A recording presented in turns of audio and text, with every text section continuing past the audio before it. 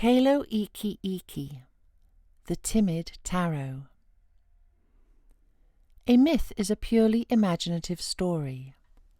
A legend is a story with some foundation in fact. A fable tacks on a moral. A tradition is a myth or legend or fact handed down from generation to generation.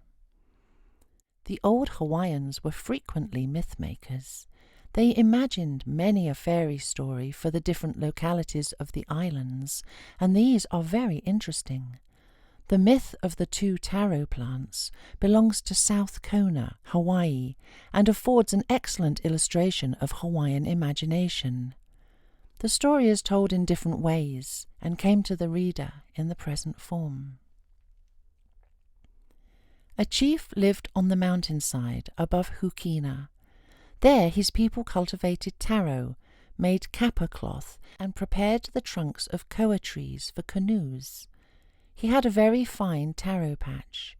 The plants prided themselves upon their rapid and perfect growth. In one part of the taro pond, side by side, grew 2 taro plants, finer, stronger, and more beautiful than the others. The leaf stalks bent over in more perfect curves. The leaves developed in graceful proportions. Mutual admiration filled the hearts of the 2 taro plants and resulted in pledges of undying affection. One day the chief was talking to his servants about the food to be made ready for a feast.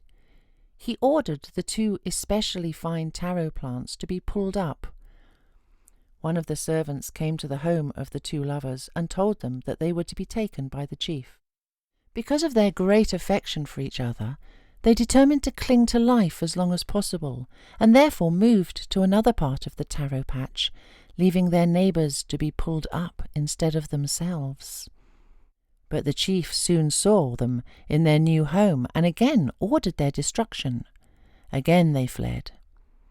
This happened from time to time until the angry chief determined that they should be taken, no matter what part of the pond they might be in. The 2 taro plants thought best to flee, therefore took to themselves wings and made a short flight to a neighbouring taro patch. Here again their enemy found them. A second flight was made to another part of South Kona, and then to still another, until all Kona was interested in the perpetual pursuit and the perpetual escape. At last there was no part of Kona in which they could be concealed. A friend of the angry chief would reveal their hiding place, while one of their own friends would give warning of the coming of the pursuer. At last they leaped into the air and flew on and on until they were utterly weary and fell into a taro patch near Waiohinu. But their chief had ordered the imu, the cooking place, to be made ready for them, and had hastened along the way on foot, trying to capture them if at any time they should try to light. However, their wings moved more swiftly than his feet, so they had a little rest before he came near to their new home. Then again they lifted themselves into the sky. Favouring wind carried them along, and they flew a great distance away from South Kona into the neighbouring district of Kau. Here they found a new home under a kindly chief. Here they settled down and lived many years under the name of Kalo Iki Iki, or the Timid Taro.